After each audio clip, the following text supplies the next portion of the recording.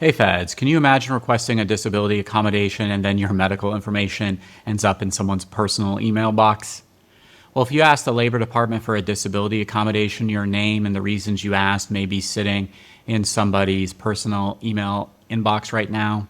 That's what the department itself is telling employees in letters reported by the government executive. Someone with authorized access emailed a spreadsheet of accommodation data to a personal email address, and not just once. What was in it? 1, names, duty station, job titles, pay grades. 2, the category of your functional limitation, mental health, chronic health conditions, pregnancy, vision, hearing, mobility. 3, a union official quote, "We have been contacted by about 80 people in an hour, especially everyone who's applied for an RA," end quote. Now, the law, Section 501 of the Rehabilitation Act, carries the ADA's confidentiality rules. Medical information from the accommodation process is supposed to stay in separate confidential files. The EEOC has treated improper disclosure as itself a violation. So yes, this is alarming. And depending on what was disclosed and where, there very well could be legal violations. However, should you call an attorney to retain us? I want to make a few points. I think it depends on something more than whether your rights were violated or there's a strong case for that. That's important. I want to be honest with you as a lawyer. What a breach claim is worth will vary based on the harm you can prove, and I think that's something else to think here. Wouldn't surprise me based on this alone. Some people got an award of $500 or $1,000 or $5,000.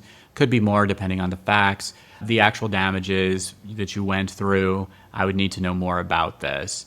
But at the end of the day, your stronger claim may be underneath. Has the Department of Labor constructively denied your reasonable accommodation requirements? The Department of Labor has a backlog of hundreds of these requests, some pending for over a year. Under EEOC guidance, an unreasonable delay itself can be a denial, and a wrongful denial may be your strongest case. These cases need to be handled case by case, so I cannot speak categorically, but what is described to me was shocking.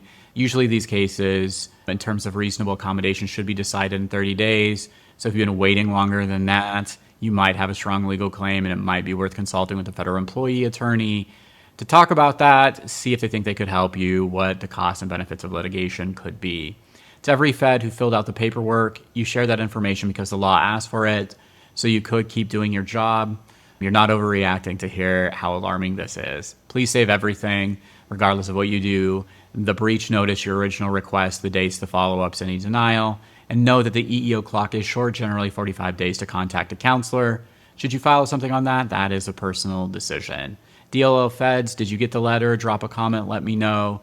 Has this happened anywhere else? What do you guys make of this? I'm Sean Southworth with Southworth PC. We represent federal employees nationwide and worldwide, wherever you are. Your service is worth protecting. Thank you, everybody, for your support. Please take care and have a great day.